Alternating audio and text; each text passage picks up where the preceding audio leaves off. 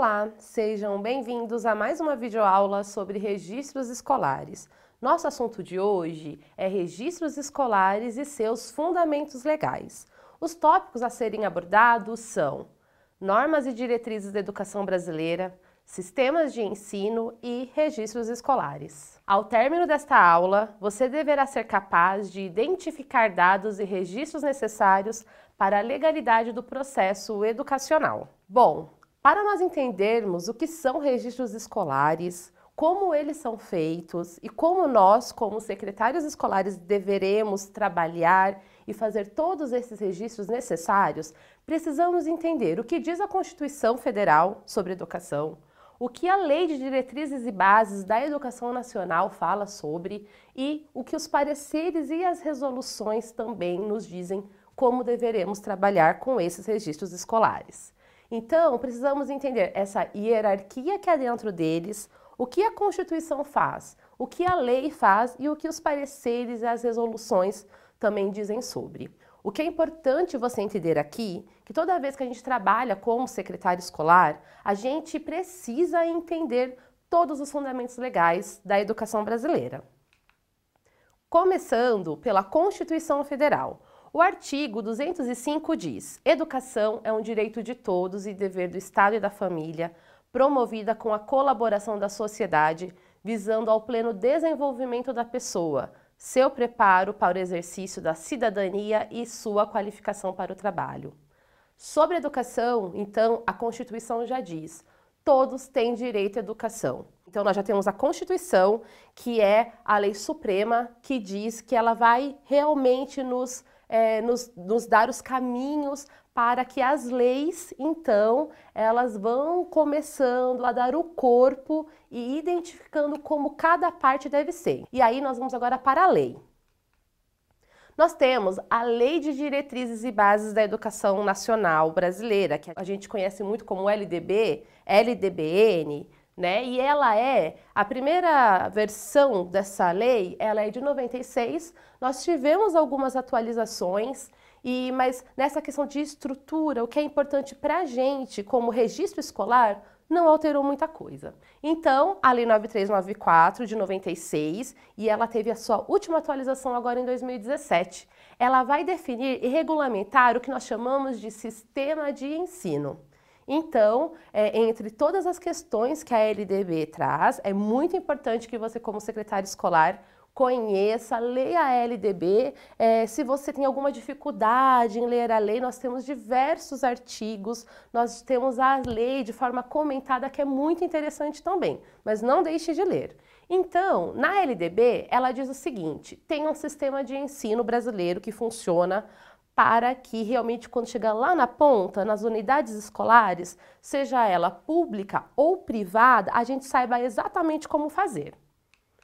E depois nós temos também o sistema de ensino, que é isso que nós estávamos falando, né? Que segundo a Constituição, quem é esse sistema de ensino? Os municípios, os estados e o Distrito Federal. E também conforme o parecer do Conselho Nacional de Educação, que é o 30 de 2000, que veio pelo Conselho de Educação Básica, ele diz que é um conjunto de órgãos que regulamenta, administra e executa o ensino.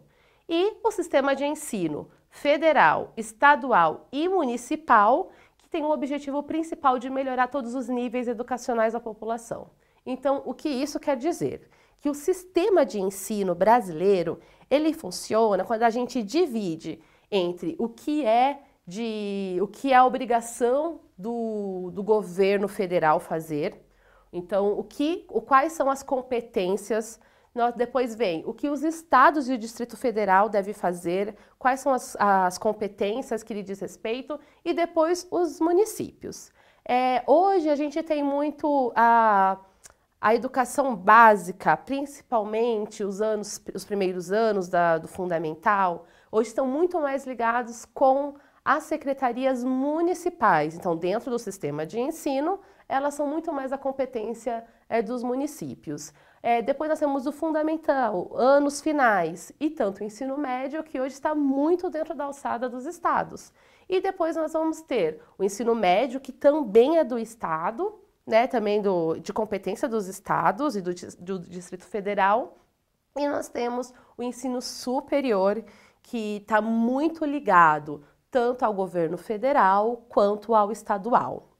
Tudo isso, gente, sem esquecer que isso é tanto para escolas públicas quanto privadas. Mesmo que a escola seja particular, as normas para registro, principalmente, ela também vai seguir as resoluções e os pareceres que nós vamos entender exatamente o que quer dizer cada um deles.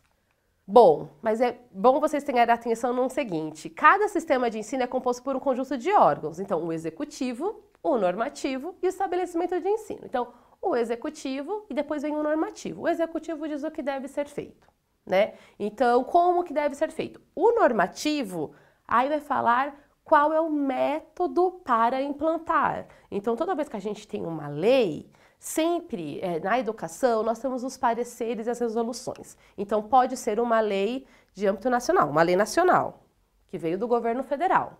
Mas, como cada estado e como cada município vai determinar como que isso vai acontecer, é por meio dessas normas, que são os pareceres e as diretrizes. Então, os conselhos, sejam eles estaduais ou municipais, eles vão dar as diretrizes de como vai ser feito em cada sistema, seja estadual ou municipal. Bom, então o órgão executivo ele é feito pelas secretarias de educação, que aqui a gente está falando de estado, mas tem as secretarias municipais. Então, o executivo está sempre ligado tanto ao governo estadual ou à prefeitura municipal. Então, a secretaria, que se for estadual, ela vai dar as diretrizes para aquele estado e, se for municipal, para aquela cidade. E a função dela é elaborar, participar, promover e zelar pelas normas e legislações educacionais, observando a política e o desenvolvimento econômico social do Estado.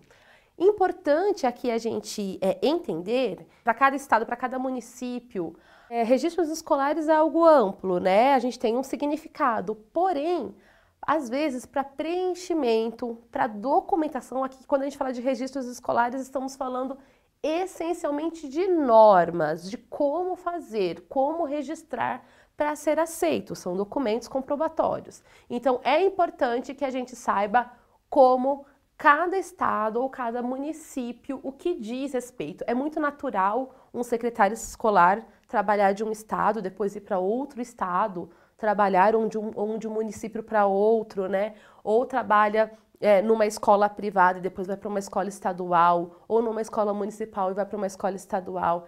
É importante saber quais são as normas daquele estabelecimento, tendo em vista a sua natureza. Então, faz-se necessário a gente entender sempre quais são as normas e regras daquele local. Não dá aqui para a gente abordar todas as normas, a gente vai falar de uma forma geral e depois vocês vão entendendo como, se vocês souberem o geral, depois as regras, algumas coisas que mudam, são pouquíssimas coisas, vocês vão conseguir saber aplicar. Bom, então vamos falar agora um pouco dos órgãos normativos. Ele tem a função de elaborar normas que complementam as leis nacionais para o sistema de ensino. Os órgãos normativos dos sistemas de ensino são o Conselho Nacional de Educação, que a gente conhece muito como CNE, os Conselhos Estaduais de Educação dos estados, que são o CEE, e o Conselho Municipal de Educação, CME. Como qualquer conselho, ele é formado por conselheiros, que geralmente são pessoas ligadas às instituições daquele sistema de ensino. Eles formam um conselho para deliberar e dar as normas como vai acontecer a educação naquele estado ou naquele município. E os estabelecimentos de ensino?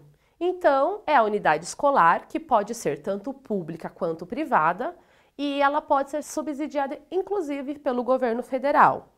Nós temos instituições que são federais, que, por exemplo, elas ofertam educação básica, mas também podem ser subsidiadas por meio de programas, isso é muito natural, né? E também pode ser pelos estados, então ela é vinculada ao estado, né? É uma escola estadual, pode ser municipal, é subsidiada, quem tem a prerrogativa de administrar é o município, porém ela também pode ter subsídios tanto estaduais quanto federais.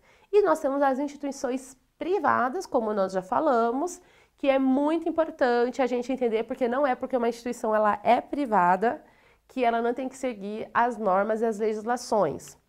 Por exemplo, uma escola privada que está dentro do estado de São Paulo, ela segue as normativas e as resoluções do estado de São Paulo, vinculada à Secretaria da Educação, tanto que a supervisão de ensino, a supervisão educacional, ela é a mesma, tanto para escolas públicas quanto para privadas, exceto alguns sistemas de educação, algumas instituições que têm uma supervisão própria, porém também é vinculada sempre às normas e resoluções do Conselho Estadual de Educação, que nesse caso de São Paulo. Todas são subordinadas aos órgãos competentes da educação, seja privada, seja pública, seja estadual, municipal. Então, onde que ela fica? Qual é a localidade? Tanto municipal quanto estadual. Então, por isso, ela deve seguir todas essas normativas. Então, não é porque uma instituição é privada que ela pode registrar e fazer todas as ações escolares como ela quiser. Bom, entendendo isso, como nós já sabemos então que a gente vai estudar sobre o que é registros escolares, do que nós estamos falando, porém é muito importante que nós temos uma legislação, nós temos fundamentações legais e normativas e resoluções para seguir. Então, agora a gente precisa entender o que é essa questão de registros escolares. É a escrituração dos fatos e dados relativos à vida escolar do aluno e da unidade escolar. Então, uma instituição, para ela existir, é muito importante que toda a vida escolar do aluno e a vida funcional dos funcionários seja registrado. E a gente registra isso para quê? Com a finalidade de assegurar, em qualquer circunstância, a verificação das informações. Então, registrar é uma manifestação humana presente desde a antiguidade, que serve para criar memórias e acontecimentos. Então, a gente precisa entender que, se a gente não registrar, como que a gente comprova que aquilo aconteceu? Para uma escola, para os alunos, é muito importante que esses registros sejam todos feitos. Por isso que vem as legislações, as normas, porque não é registrar de qualquer jeito, não é registrar em qualquer formulário, não é registrar como a gente quer, né? Essas normas, elas servem justamente para padronizar. E aí, quando eu peço para um aluno, eu preciso de um histórico, eu preciso de um certificado, eu preciso saber a matriz curricular, então, em qualquer lugar que ele tenha estudado, vai vir do mesmo jeito. Eu sei onde encontrar a informação. Por isso que é importante o registro de acordo com as normas. E para padronizar, para a gente saber como que tem que registrar, e também a gente tem muitas vezes alunos que vêm de transferência. Então, quando ele vem e ele traz toda essa vida escolar dele, e aí eu sei exatamente o que cada informação quer dizer e onde eu encontro, onde está, para poder colocar isso no prontuário dele.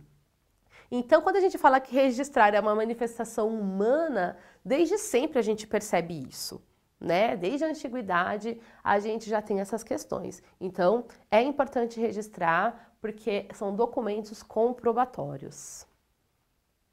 Se você quiser saber mais, visite o portal do MEC, lá tem todos os procedimentos. Você pode visitar também os sites dos Conselhos Estaduais de Educação e municipais também. Chegamos ao final de mais uma videoaula sobre registros escolares e seus fundamentos legais. Espero que tenham gostado e visite nossas redes sociais e até a próxima!